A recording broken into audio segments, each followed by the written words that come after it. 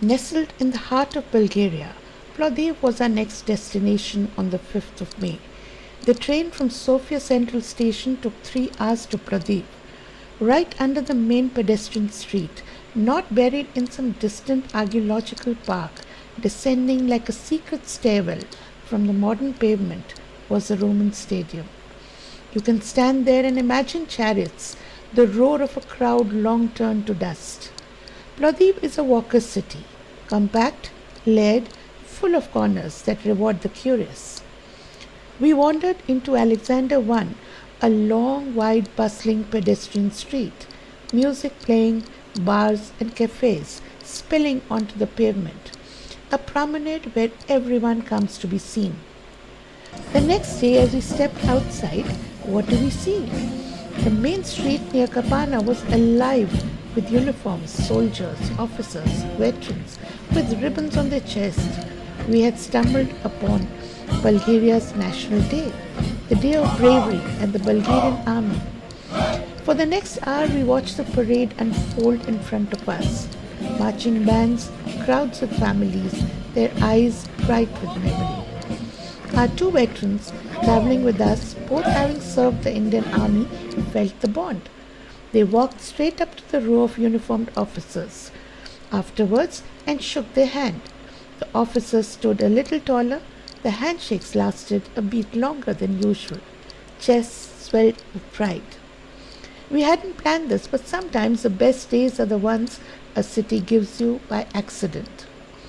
Walking along, we passed the Dismuza Mosque. It shares a wall with Roman ruins, as if time had long ago settled an argument that neither side bothered to move. On the 6th, we explored Kapana district, Plodiv's creative heart, graffiti galleries, coffee shops, and then the farmers' market, and then Tsar Simon's garden, a lush, sprawling park in the center with fountains and trees so old that they must remember the Ottoman centuries. We just sat on a bench, enjoying the soft hum of a city living its ordinary life. On the 7th, we walked uphill to the Alyosha monument that looms over Plodiv, a colossal Soviet-era soldier carved in stone, visible from almost anywhere in the city. The climb is steep, but the views are the reward. The red-roofed houses unfurling to the horizon, the 7 hills of Plodiv spread below like a hand opening. In the evening, we took a detour through the old town, where Plodiv reveals its most intimate lair. The steep cobbled streets lined with houses from the Bulgarian national revival period. As we strolled along, the sound of music attracted us to a bar, and of course wine was in order. What bliss! Plodiv is known as a city of 1,000 ruins, but standing there watching two eras lean against each other like old friends, I realized it's also a city of 1,000 conversations, cultures, tangled together, none quite willing to let the other go.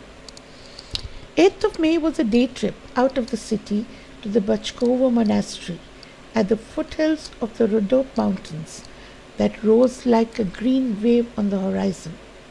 A gentle climb up a cobbled path shaded by ancient trees, the Bachkovo whispered its history through colorful frescoes, quiet courtyards, and its masterpieces of medieval art.